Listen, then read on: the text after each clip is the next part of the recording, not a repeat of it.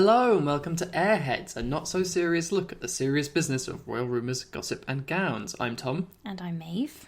And as we're recording on Sunday, it's Will's birthday. Happy birthday, Prince William. 38 today, the big 3-8. And it's also Father's Day. Yes, happy Father's Day to those who are celebrating. We got a whole rake of new photos. Yeah. Let's start with Tom's favourite, the tender father-son moment between Prince Charles and Prince William as captured by Kate Middleton. This was a photo taken last December and it shows Charles nestling his little head into Will's chest, armpit. I don't know. It is a cute photo. Yeah, it's nice. This was taken in Sandringham. This was the visit to Sandringham that Prince Harry and Meghan Markle and Archie did not join, and there was all that fuss over that. I always find it strange to see these two being like cute and sweet together, because I feel like so much of what we've heard about Charles and Will's relationship is that they're not that close and they don't get on that well, but you know, obviously things change and perhaps that's no longer relevant, or perhaps it is more suitable to have us believe that it's no longer relevant. I do think it was good of Kate to manage to get the snap of them being so cuddly though. Aww, cuddly papa. But that's not her only new photo that we've seen. Kate's really been working on her outdoor photography, and her use of natural light is beautiful. As we saw in a second series, these photos were taken at their home in Anmore Hall in Norfolk the other day, and it shows Will sitting on a swing with Prince George, Princess Charlotte and Prince Louis all sort of stacked around jumping him. all on the swing together. It's horseplay, that's what we call it, isn't it? Horseplay. That's certainly what all the tabloids called it. I actually think the second photo was more horseplay of them all like piling onto him on the grass, and there was just so much blue clothing. Yeah, they really look like catalogue models, these kids. Like, they're incredibly photogenic, all of them. Will is there too. And I do think the swing photo is particularly good. This swing was a wedding gift from Prince Charles. It has their names engraved on it, and we had previously seen it before in Prince George's birthday photos a few years ago. They obviously love this swing. Kate loves this swing. Who knows how many more photo shoots have taken place in this swing. But I just like that photo because I feel like Will has that kind of smile that's like, okay, have we got the photo yet? Okay, Are we done? Did you take the photo? That's enough photos. And Louis is in the like mummy's little accountant polo shirt from Gap. They're all in high street clothes, which they got a lot of good press for, even though it would be incredible if they were being dressed in the kind of clothes that Kate wears. But I did think it was nice, especially to see Charlotte in the embroidered denim dungarees, because I feel like so much of the time when we see them, they're dressed in these like little Charles Dickens costumes, and this was like normal kids' clothes. Yeah, it was more modern. The Mail on Sunday went really hard on how great these photos were, and they said that they demonstrate the fruits of William's determination that his children would have what he never did: a secure, happy and rural childhood with both parents hands-on and putting their offspring first. Yikes. Okay. They also, the Mail continues that the job of being parent is Will's number one priority. William makes every effort to pick up George and Charlotte from school if Kate drops them off. That line to me is so much like, and Will even does the babysitting sometimes. They're your kids. Like, do you want a medal for, making every effort to pick them up from school? The Queen is actually devising another order of the British Empire that she can give to Will for picking up his kids. And on the note about whether, because we talked about how they hadn't sent Charlotte back to school yet, and the Mail on Sunday explains the reason why. For the truth is that they are having too much fun at home. I don't think that's an excuse not to go to school. Like, I also had fun at home when I was growing up, but I still had to go to school. I just found all of this, like, rural family ideal stuff, very like heavy-handed, especially like, so here's another paragraph from it. The outdoor life is all, even in the rain. Pitching tents, camping outside, growing tomatoes and peas from seeds, and watching their sunflowers grow has been the order of the day. Lazy afternoons can be spent at sea, in a small boat in the calm waters off the Norfolk coast, or enjoying the seaside at a beach hut on a local stretch of golden sand where they can run with Lupo the dog. Where was Lupo the dog in the pictures? Yeah, give us pictures of Lupo the dog. This was a lot. I mean, I just think that the Cambridges need to be careful throwing around this word lazy, because they've had that thrown at them before.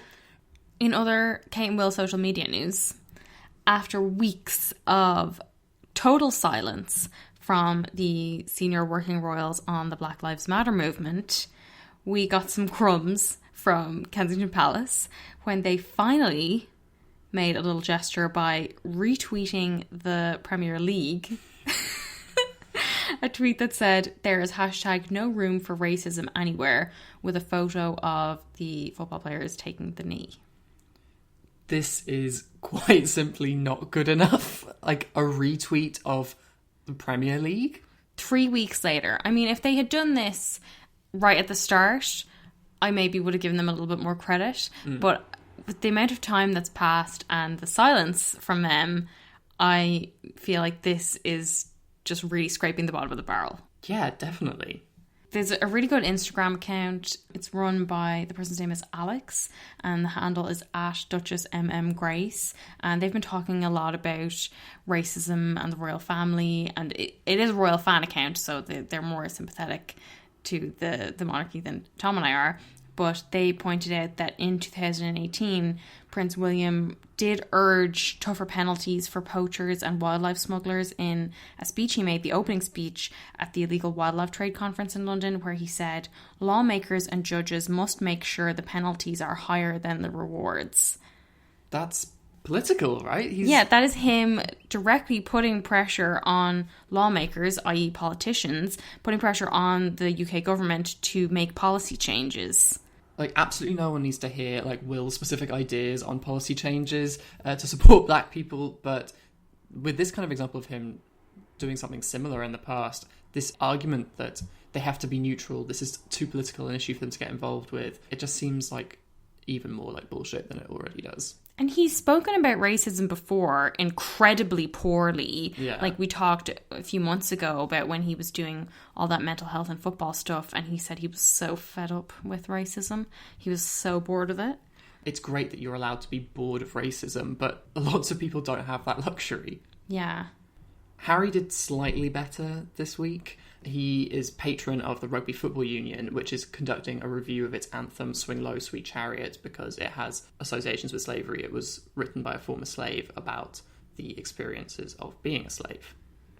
The Rugby Football Union has said it wants to educate fans who may be unaware of the song's origins in light of the Black Lives Matter movement and let them make up their own minds about it, but that fans will be discouraged from singing it at matches. This was reported in the Sunday Times today, and it's gone elsewhere reported as it being a ban, that Harry wants to ban the song, when this is all that Harry said. His spokesman said, the Duke is supportive of the comments that the RFU made this week regarding the review, and he will follow the lead of the RFU on the matter.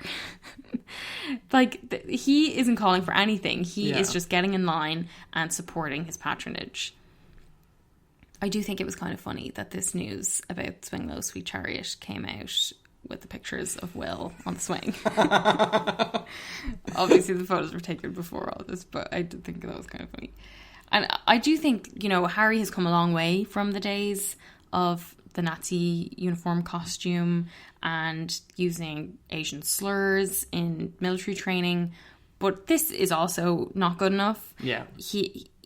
We've seen him learning a lot, and that he has received this education in racism during his marriage and courtship of Meghan, but that has obviously come at Meghan's expense. Yeah. And he really needs to do a lot more to show what he's learned and to express solidarity. Yeah, absolutely. I mean, he can't just be following, he needs to make a statement. And the onus shouldn't be just on Meghan to speak out because she's the only black person in this family.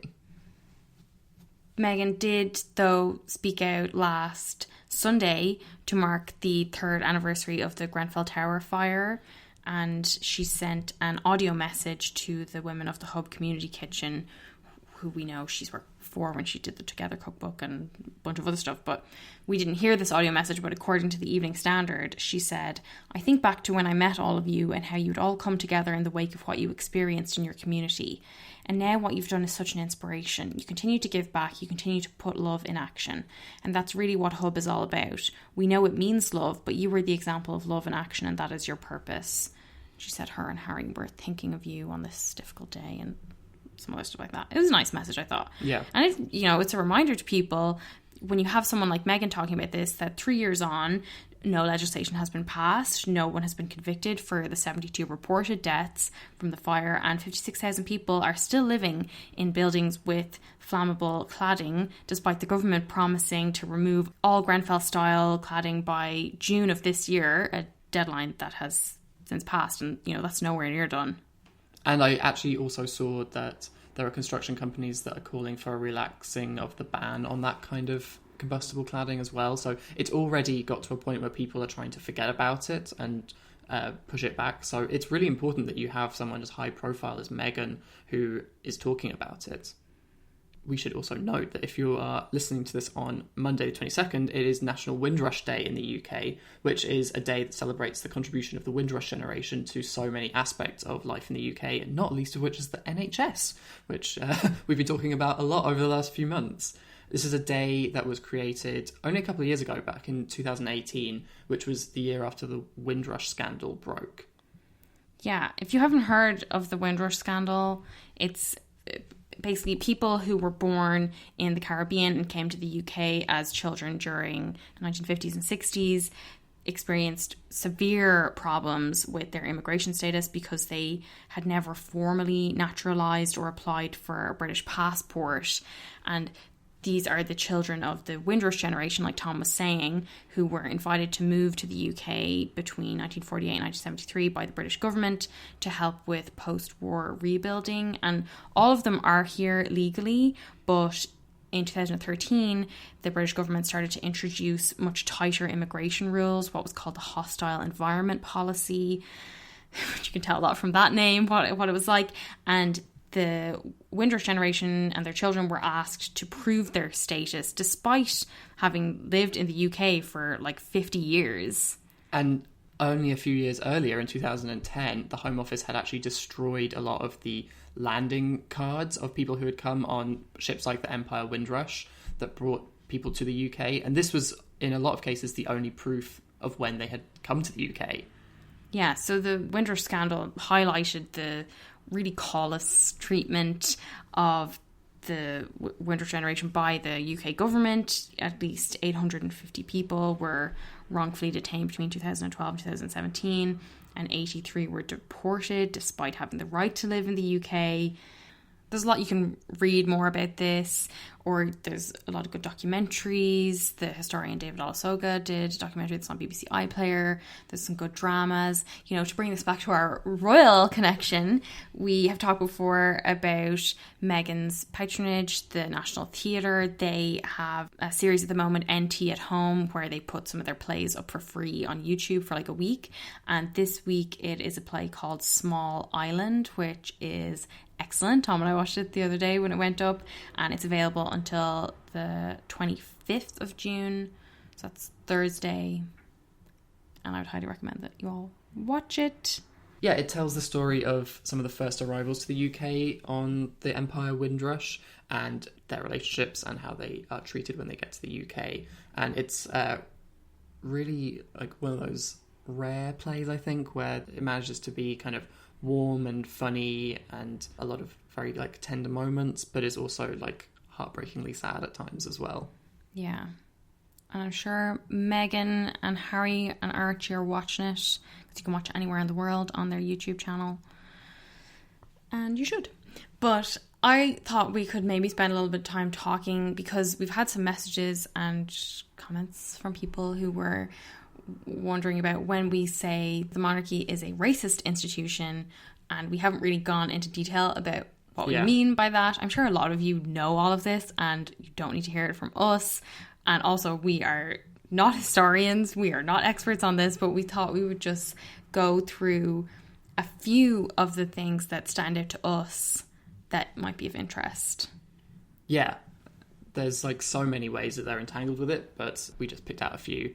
I thought we could maybe start talking about jewels. Yeah, I mean, everybody loves the jewels. Like, there's so many royal fans who are primarily interested in the tiaras and the brooches and the earrings and cataloguing all these different jewels. And a lot of people can even identify, you know, oh, that's the lover's knot tiara or whatever. They know specific pieces, but they maybe don't know some of the more troubling history of certain items in the royal collection.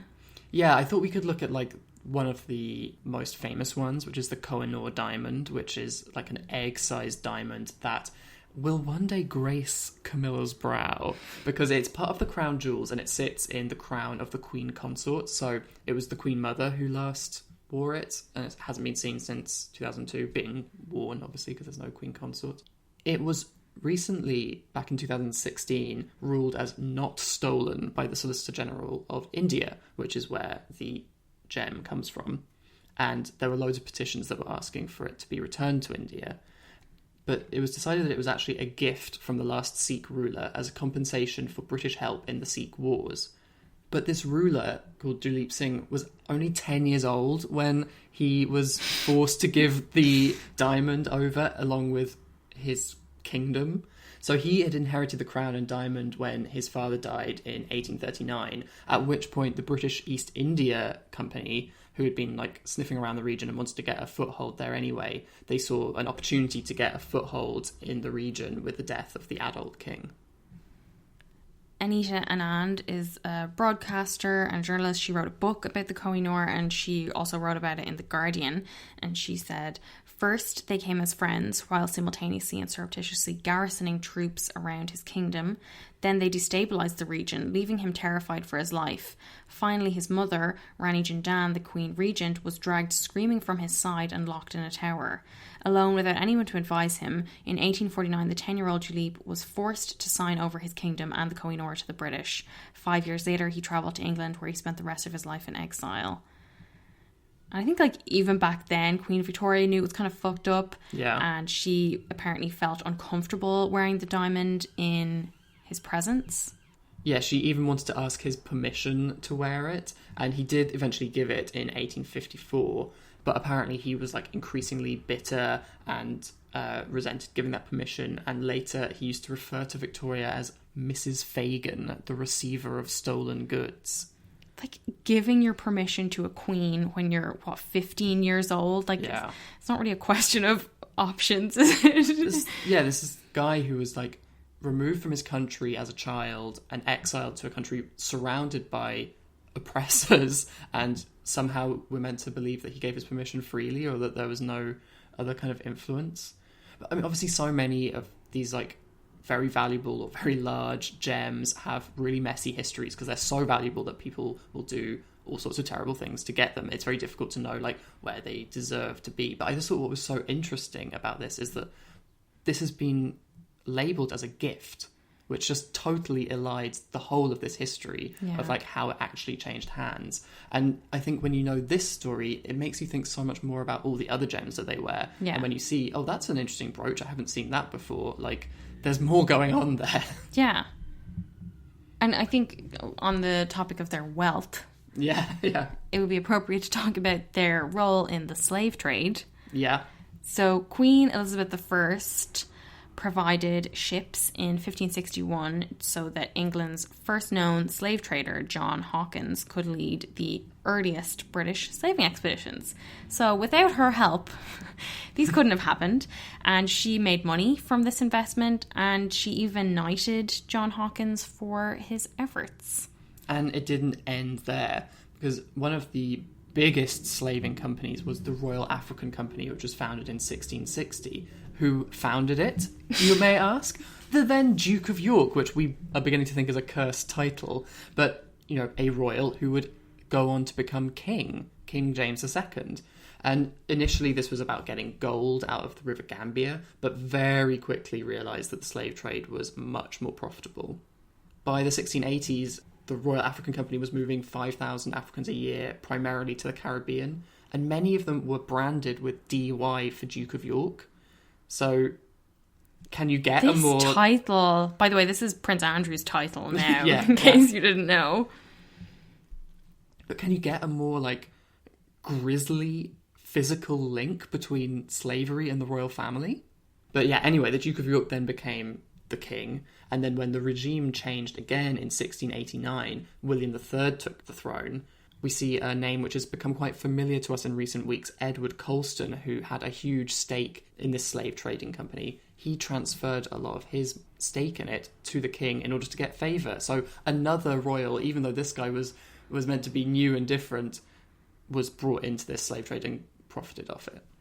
And Edward Colston is the name of the guy whose statue was knocked down and thrown in the port in Bristol at the Black Lives Matter protests a few weeks ago.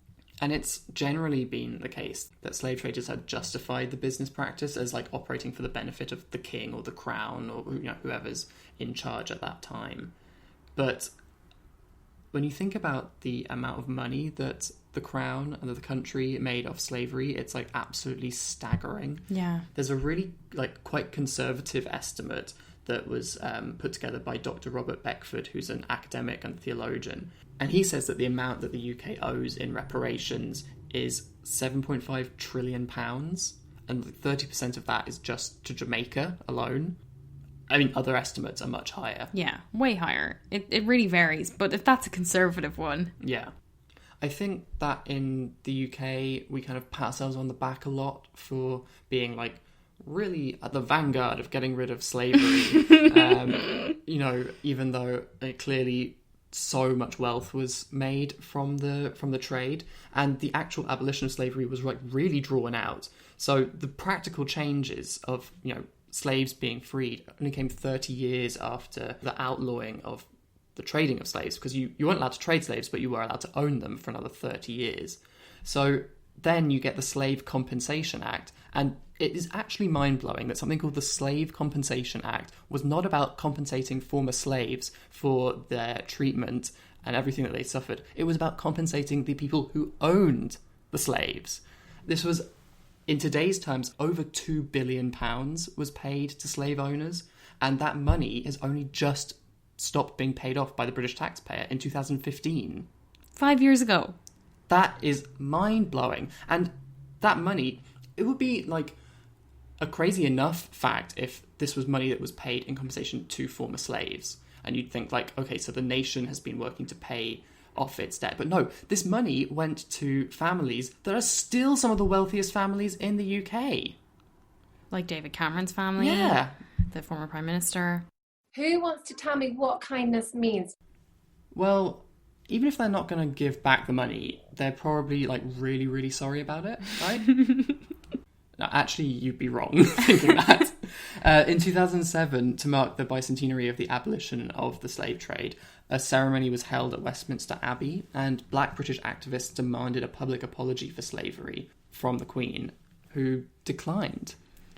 I think if you look up the images from this, I felt it was really palpable, the injustice of all of this, because it's the Queen and Tony Blair and all the other royals and everyone sitting like dressed up in their hats and everything in Westminster Abbey, and then you have this activist, this black man who stormed into the Abbey and said that all the Christians who are Africans in here should leave, and demanded an apology from the Queen, and then had to be escorted out. And just the whole optics of that are really powerful, I think, and just really underline how incredibly fucked up this whole thing is, and how much the British people love to pat themselves on the back, like you say, over their role in this, when the black people who are advocating, they just want an apology and the Queen's not happy to give it. Like a few years before this, the Queen received a letter from Rastafarians in Jamaica who asked her to apologise, and she replied, "Under the statute of the International Civil Court, acts of enslavement committed today do constitute crimes against humanity, but the historic slave trade was not a crime against humanity or contrary to international law at the time when the UK government condoned it." I mean, Jesus Christ. When people say, like, this woman is the grandmother of a nation and she's such a warm presence, like, this sounds like some lawyer wrote it. Yeah. It's very cruelly phrased, I think. And I mean, like you say, the whole optics of this, is there any greater, like, visual for white fragility where they would rather remove black people from their space rather than admit wrong? And we did see Charles speak about this. In 2018, he visited Ghana and he made a speech in which he referenced the profound injustice of the slave trade. He said, "I should acknowledge the most painful chapter of Ghana's relations with the nations of Europe, including the United Kingdom. The appalling atrocity of the slave trade and the unimaginable suffering it caused left an indelible stain on the history of our world. While Britain can be proud that it later led the way in the abolition of this shameful trade, we have a shared responsibility to ensure that the abject horror of slavery is never forgotten." To which I say it again, Charles, now. And the Queen could say it. She could say it a lot louder than this. Yeah. That they should continually take responsibility for their complicity and their role in the slave trade and everything that has come from that. You can't just be like, oh, well, that was a historical thing. That was my great whoever that did that, because you're still benefiting from it and you're still wearing those tiaras and brooches and whatever. And that's what the monarchy is built on. Yeah. You know, when people worship the crown and the monarchy, they are very conveniently glossing over that exploitation, the violence, that very deeply ingrained racism that its whole existence is built on. Yeah, I mean, a lot of people talk about royal watching as like a fun escape, that it's feel-goodism, and I mean, there's an element of that which functions to put our minds to sleep, that we're just like, we just want to enjoy, we don't want to think critically about what we're watching, just look at the sparkly jewels. And we hear that a lot from royal watchers. You know, they frequently say, oh, this is just fun for me. And I guess maybe if you don't live in the UK or if you're white, you can say that. Yeah. But I think the fact that the symbol of the UK is selected solely through bloodlines, the most like toxic, snobby criteria you could think of, has a very like just psychologically disfiguring effect on all of British society. It just creates this innate prejudice and this oppressive atmosphere that emanates out and down and around and everywhere. Like, any unelected head of state is incompatible with democracy and modernity, even if it's like, oh, just a really harmless one like the Queen. Don't worry, she doesn't have any power. And monarchy is, by default, white supremacist. Yeah. You know, when people say the royal family's not racist, the Queen's not racist, the monarchy is racist. Because the hereditary system of appointing the firstborn child of a white Windsor automatically excludes the possibility that the head of state, that the symbol of the nation, could ever be non-white. And that in itself is a form of institutional racism, because the position of head of state is only open to a white person for generations to come, probably for the rest of our lifetimes. Yeah. Which means that the monarch will never reflect the experience of so many people living in the UK, and how then are they meant to speak for and represent those people on the national stage and on the world stage? Like, the earliest we could get any kind of change on this would be Prince George's kids. And that's got to be, like, a long way away. I mean, certainly for them to be head of state, that's, like, what, a century? I also think it's funny that, like, sometimes you hear people who are like, oh, like, I want Will to just become king after the Queen dies, so Kate can be a young queen. Yes! And it's like, do you know what you're advocating for there? You want to skip the hereditary principle and choose your head of state. You got there in the end.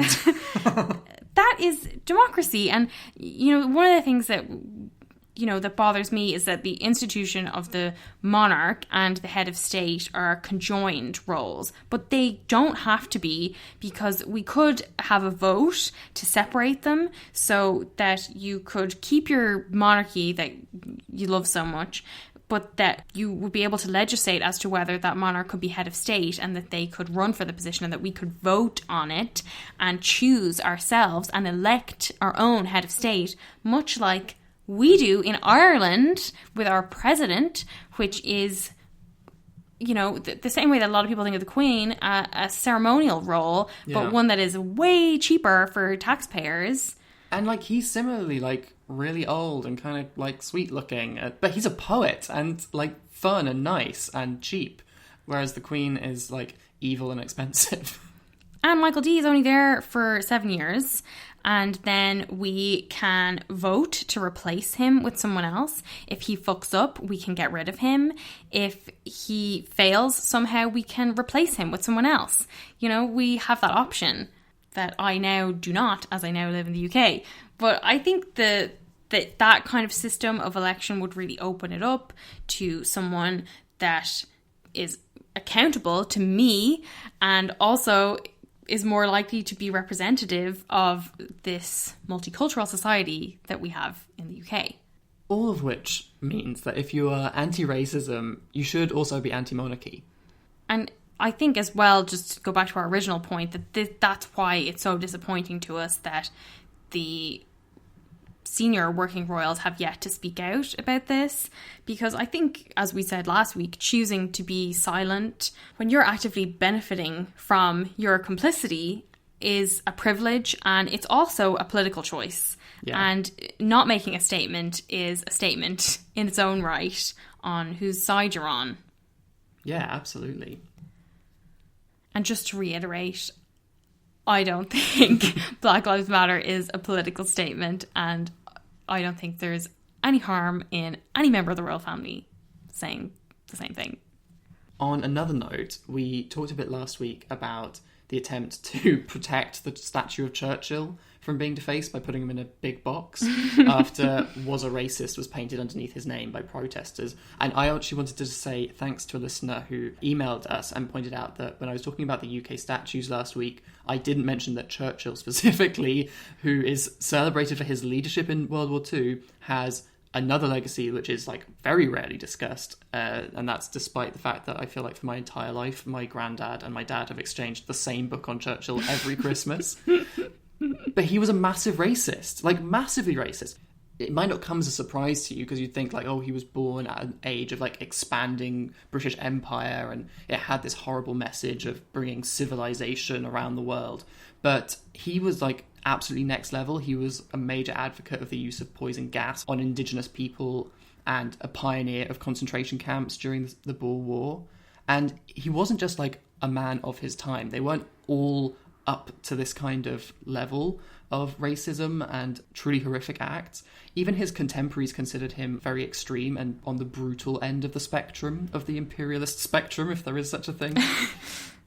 But cabinet members warned the Prime Minister, Stanley Baldwin, not to appoint him to the cabinet because of things like he thought of Indians as a beastly people. And then when a famine broke out in Bengal in 1943, which was largely caused by the fact that the British were exporting all the food, he refused to send any food back, saying it was their own fault for breeding like rabbits. So like this is just like one specific example of incredibly racist views, and also proof that any argument that his driving force and the driving force of the British Empire was to make life better for people, even if it wasn't that well thought through, they were trying to do what was good. No, he didn't want to give people food because he thought they were breeding too much. Like, what a fucking monster. I think in general, though, this conversation around Churchill can be applied much more broadly, like you're saying, to a general discussion of the British Empire, which it sounds like to me it remains kind of like a vague, almost benign presence in the history lessons you guys get at school. Yeah. Like, I certainly never got any specifics on, like, the atrocities that were committed by the British Empire.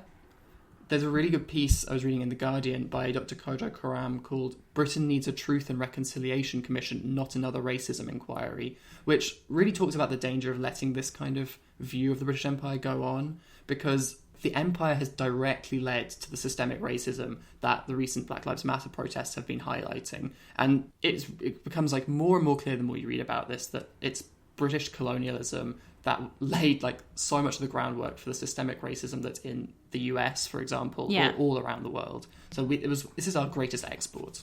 He writes in The Guardian, the legacy of empire still shapes the racial, economic and geographic inequalities of 21st century British society. When the statue of Edward Colston was recently rolled into Bristol's harbour, there were cries of, where does it end? Such responses are a warning. In Britain, we don't want to begin interrogating how empire has shaped the society we live in today. Start tugging on that piece of string and pretty soon you might unravel the threads that hold the whole place together. That is like such a perfect point, because where does it end? Like, we don't have time to go into all of the atrocities committed by the British Empire. How much time do you have? But if you're interested in it, a really good place to start is just by looking up Operation Legacy, which was like a decades-long effort to destroy evidence of atrocities committed by British colonial officials. So it's like literally trying to edit the history of the British Empire. What a name as well, Operation Legacy. Grim, yeah, it's like something out of Star Wars. But in any case, that special protective box that Tom was talking about that they put over the Churchill statue was removed this week in honour of a visit from the French President Emmanuel Macron when he met Prince Charles and Camilla at Clarence House, and they looked frankly dazzled by him. We got to see a namaste. A few namastes. I was very excited to see more of Charles's namastes. And Camilla as well did the namaste to Macron, with Charles looking gleefully on. And then earlier in the week, they did some more namastes when they returned to face-to-face working with a socially distanced engagement. Yeah, we thought that Anne was going to be the first one to hit the streets, but Charles said, not on my watch. No, and he literally beat her by like a few hours. So he made sure that himself and Camilla were the first royals to do in-person engagements on Tuesday morning, because they went to the Gloucestershire Royal Hospital, which is quite close to their home at Highgrove in Gloucestershire, and they met frontline workers and hospital staff there. They only spent around 30 minutes there, and they were outdoors the whole time. We posted a picture. There's some really good pictures of everyone like standing in these like socially distant lines, 2 meters apart from each other. Really hard to photograph. But they didn't wear masks or gloves, and people were kind of wondering like, why aren't the royals wearing masks? Yeah. And I think the view in the UK is very different from in other countries, in America, for example. At the moment, we are only being advised by the government to wear masks on public transport where they're mandatory, or if you're visiting a hospital. But you're also advised to wear them if you're in enclosed spaces like in a shop or something, but it's not like you can still go into a shop if you're not wearing a mask. Yeah. I do think there is a point to be made that like the royals could lead by example by wearing them just for precaution's sake, because I feel like a lot of people for vanity reasons don't want to be wearing a mask, and if they saw someone like a royal, like Kate, for instance, wearing a mask, they might feel more encouraged to even just wear it on the tube or whatever.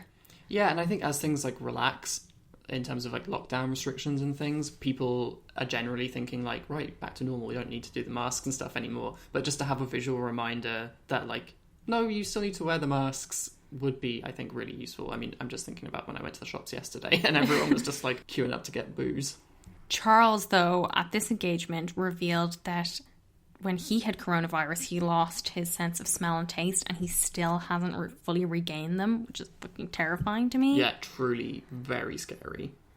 I thought it was funny as well that like a lot of the reports around the Queen have said that she won't be returning to face-to-face work until the government guidance changes for the over 70s, and how like that seems to only apply to the Queen, even though Charles and Camilla are 71 and 72 respectively. It's really difficult for Charles to lie about his age when there's like commemorative tea towels for his birth and stuff. it just seems like they should be also leading by example and not just being like, well, we're closer to 70 than the Queen is. Yeah, but I mean, that would mean letting Will have totally full reign. So we saw Anne, as promised, out in Gloucestershire as well, at the Duke of Gloucester Barracks. And Will, too, wanted to get in on the action. So he went to King's Lynn, which is near his home in Norfolk, to meet first responders at an ambulance station. And he actually checked his temperature before his engagement. We didn't see any pictures of that, but apparently that's what he did, according to reports. But I just thought this was so funny, like seeing the three of them out. And I don't know, Sophie Beswick's out on that day as well, but just to have all of them happening on the same day when we've been like conditioned by the royal rota to think that no two royals should do events on the same day because you have to let each of them have their 24-hour news cycle, and otherwise you are making a deliberate attempt to overshadow them. I know, and it was weird that it was like a Tuesday. It wasn't like it was the first Monday that we were allowed to do it, so everyone like rushed out. It was like a Tuesday. Yeah. I was like, is this an order from the Queen that she wants everybody out as a show of force on the same day? Or is everyone like gunning to be the first back?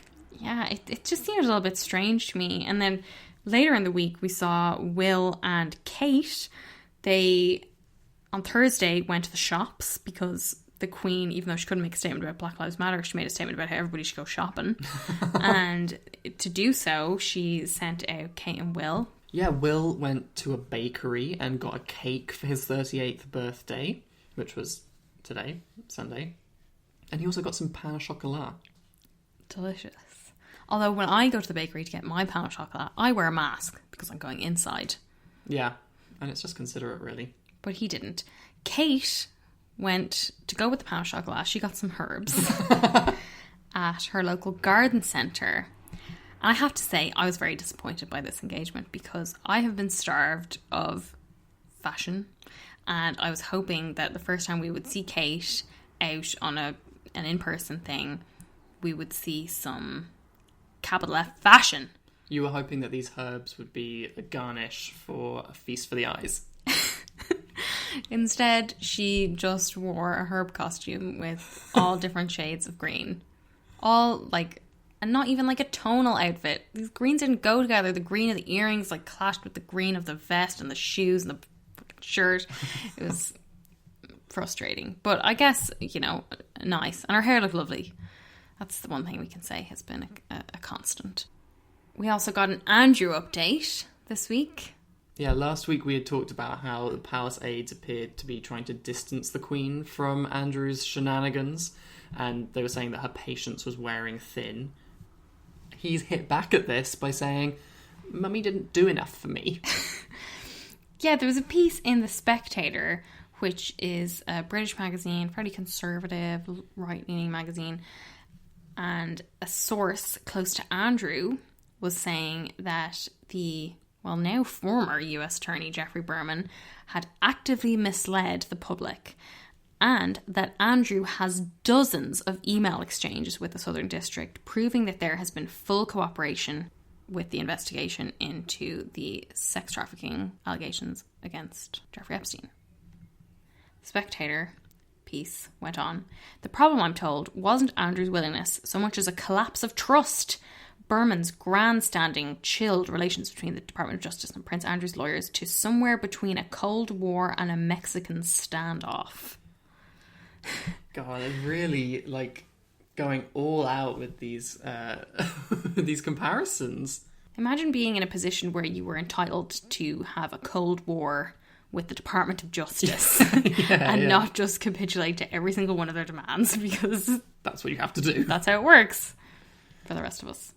Last episode, we talked a bit about how Andrew's team was leaking to the Sunday Times and how he's annoyed that the US team have breached confidentiality, saying that unless the US authorities offer him an olive branch, he won't cooperate with the investigation into Jeffrey Epstein.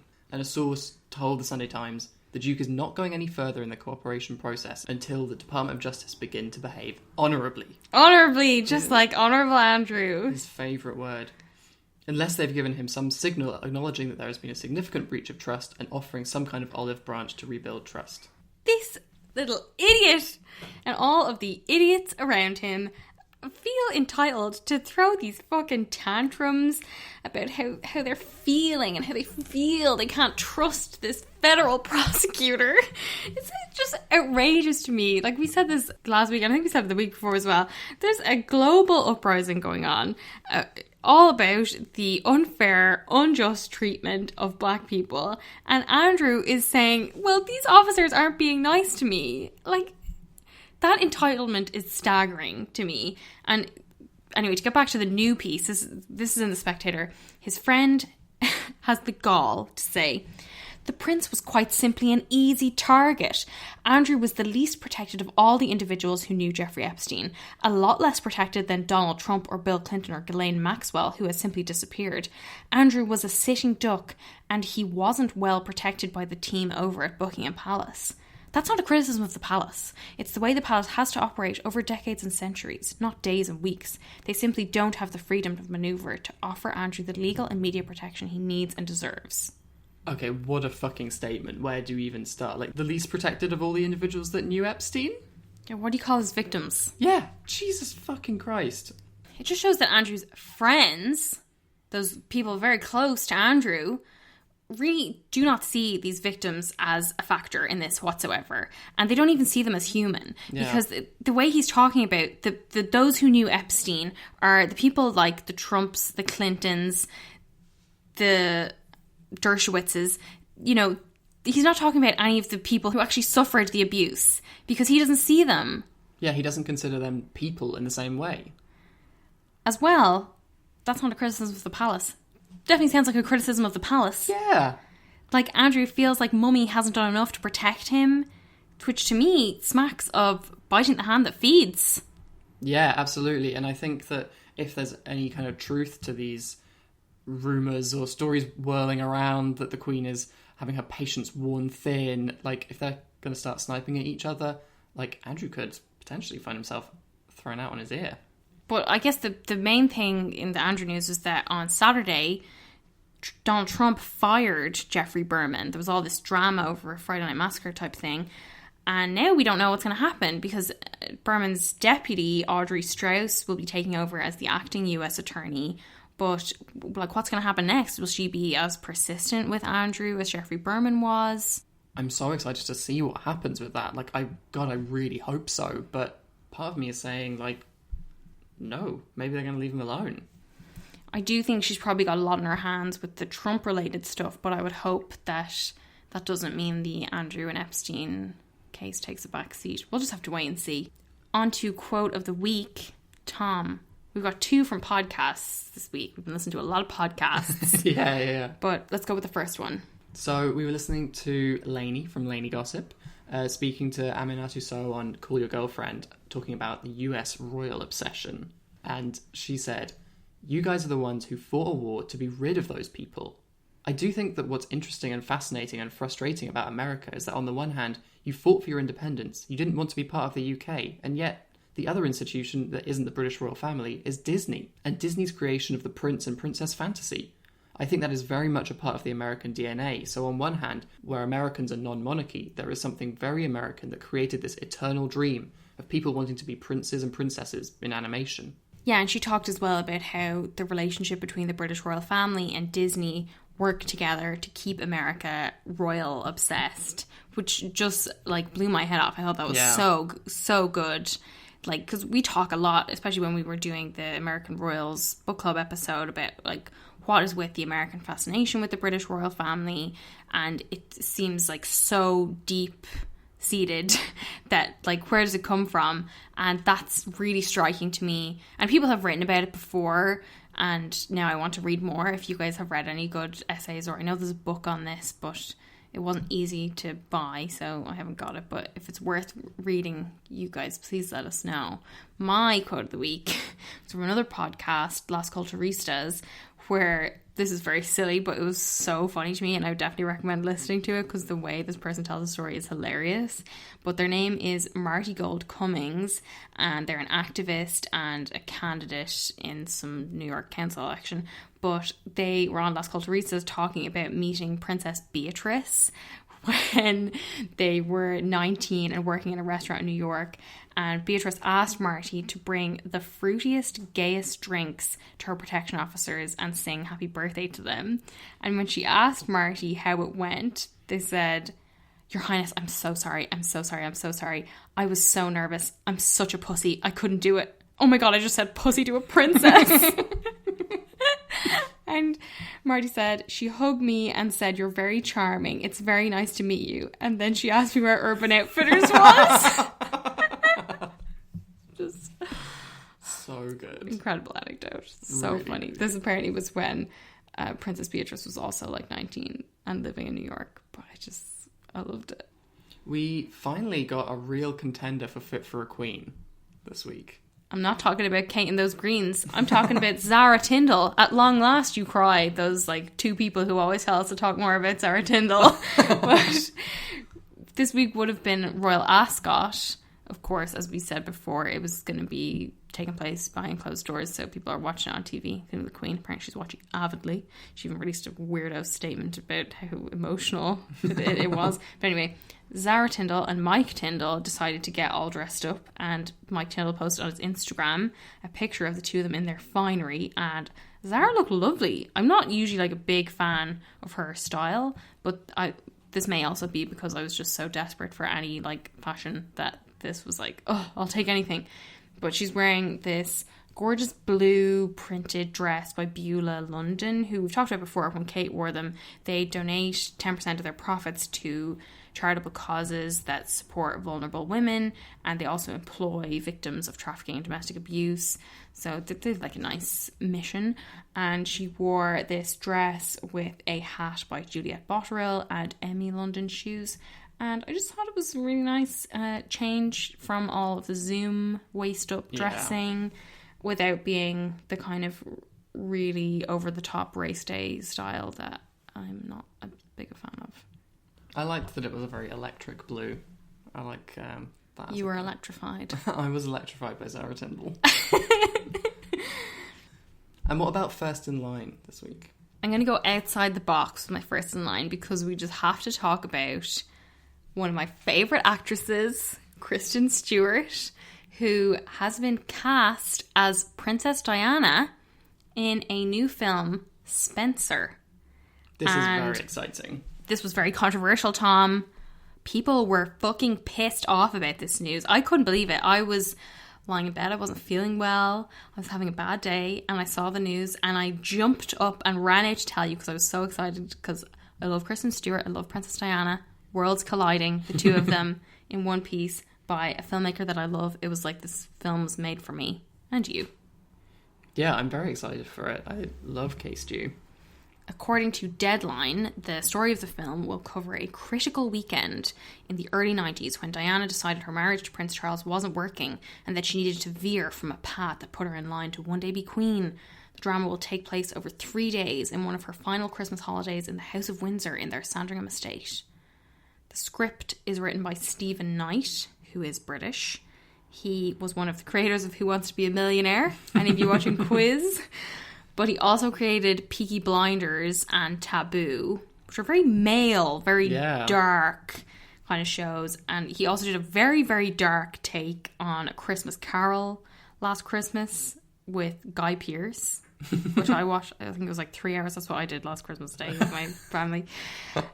And his films include some critically acclaimed ones like Dirty Pretty Things and Locke. He does a lot of work with Tom Hardy, as you can see. But also some ones that were totally panned, like Serenity, the Anne Hathaway, Matthew McConaughey film that came out last year, and everyone was like, this is the worst movie ever made. But he might be a bit of a mixed bag, but the director is the big draw for me. This is Pablo Larraín, who also made Jackie, the biopic with Natalie Portman that Tom and I love. Yeah, it makes it seem like it's going to be kind of a more unconventional biopic and like a really fresh take by this Chilean filmmaker and not, hopefully, another shit show like Naomi Watts' Diana performance or, you know, whatever Peter Morgan's going to be doing in The Crown.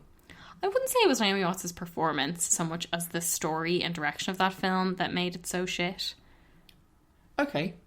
I mean, I know some royal fans really like that film. but I hated it. It's so long and bad. Yeah, I don't want to let Naomi totally off the hook there. The unconventional approach, I think, is very important because so much of what we hear about Diana is like hagiography, basically. And she was, like everybody, a complicated person and deserves a film that captures that. And I think that makes Case Stew such a good piece of casting, and hopefully the right casting, because like Diana, Kristen Stewart became famous as part of this fairy tale romance series Twilight, and in real life as well she was subject to rabid fandom and worldwide celebrity through her fairy tale romance with her co-star Robert Pattinson, and everyone wanted them to be love's young dream, similarly to how Charles and Diana were treated. But like Diana, Kristen Stewart broke free. She carved a new path for herself. She even cheated, as Diana later admitted to doing in her life. And, like, yes, they're both very rich white women, but they're also kind of rebels in a way. And both of them have given two fingers to the Hollywood mainstream and the monarchy, respectively. Yeah, and I think if the Jackie film is like anything to go by, we're going to get a lot of... the camera's going to be on Case Stew's face a lot. There's going to be a lot of moments alone. And I think Case Stew's kind of... Well, one, her acting ability is incredible, so I know she's going to do a really good job. But people are like, she like never smiles. She's not like charming enough to be like Diana, because Diana just, was so good with crowds. But I don't think this is what that film's going to be like, if it's like her over the course of a weekend deciding that her marriage isn't going well. I mean, we know Diana obviously didn't just decide to divorce Charles over the course of a weekend, but I think, like you're saying, she has that quality that will make her the right fit for this. Like the director said, to do this well, you need something very important in film, which is mystery. Kristen can be many things, and she can be very mysterious and very fragile and ultimately very strong as well, which is what we need. The combination of those elements made me think of her. The way she responded to the script and how she's approaching the character, it's very beautiful to see. I think she's going to do something stunning and intriguing at the same time. She is this force of nature. And I agree. I mean, I think a lot of people have seen Kristen Stewart in Twilight and made like a snap judgment on her acting ability from that. Yeah. But I love her in The Clouds of Sils Maria. I love her in Personal Shopper. I love her in Certain Women. I love her in the J.T. Leroy movie that we saw. I love her in Snow White and the Huntsman. in which she does a British accent. And Tom? It's very good. Yeah. Very good accent. For I have seen what she sees. I know what she knows. So we know she can do it. She can also do comedy. Yeah. In case, that's a part of it. We saw her doing great comedy in Saturday Night Live and Charlie's Angels. Anyway, I'm a diehard Case Stew fan. So she's first in line for me this week, and I will be first in line to see this film when it comes out. But next week, we wanted to do a special on Sophie Wessex, because we hear all the time from people who love Sophie and they think she's brilliant and they want to know why we don't talk about her more. And honestly, I find her very boring, and I think you feel the same way. Yeah, and I think that now the targeted ads I get reflect that, because we've been looking into a lot of Sophie and Edward books and what kind of research materials we could be looking at. But if you have any like suggestions, we would love to hear. So if you have any questions or any particular topics you think we should cover, we would love to hear them. You can email us at airheadspod@gmail.com. You can find us on Twitter and Instagram at airheadspod, and on Facebook at airheads. You could even leave your questions in a 5-star review. We do read them all, and we want to say thank you so much for all the lovely things people have been saying recently. Especially what they say about Tom's voice. He'll stop it. never tire of hearing people say they love Tom. Oh, Jesus Christ. If you don't want to leave us a review, just tell a friend. We like that too. Word of mouth is good. So we hope you come back and join us next week. And in the meantime, have a good week, and thanks so much for listening. Bye. Bye. I got a nose for white supremacy, and he smells like bleach.